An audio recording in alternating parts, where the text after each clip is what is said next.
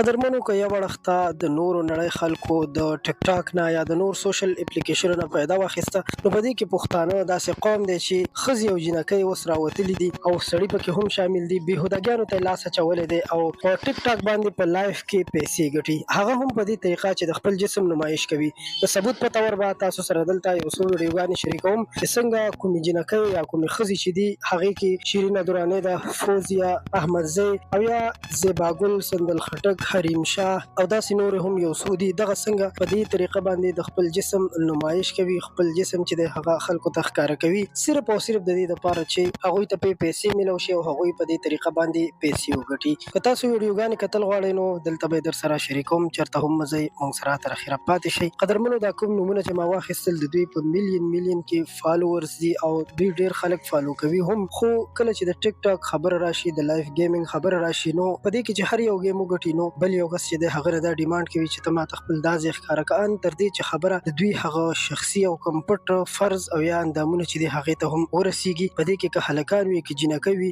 په هره طریقه باندې دوی خپل جسم ښایي او صرف د دې دپاره چې دوی ته ډالر راشي، ځکه چې کوم کسان دوی ته ګفټینګ کوي نو د دې لارې دوی پیسې ګټي. د دې ویډیو کې زموږ یو پیغام دی او هغه دا چې هر یو کوم مور پلار چې دی هغه په خپل بچي باندې پوهیږي، باید چې خپل بچي پوه کړي او خپل بچي داسې ټرینډ کړي چې د دې ټیک ټاک نه او د دې بېهودګیانو نه خپل ځانونه وساتي. زموږ په هر ویډیو کې همدا پیغام وي. که تاسو غواړئ چې ویډیوګانې در سره شریکې کړم نو هغه به هم تاسو سره شریکوم، موږ ته کمنټ وکړئ، ځکه چې دلته د شریکولو نه دي. په هر حال تاسو کې چې هر څوک هم سوشل اپلیکیشنز استعمالوئ نو هغوی ته به پته وي چې دا خلک په کومه طریقه باندې د خپل جسم نمایش کوي لګیا دي.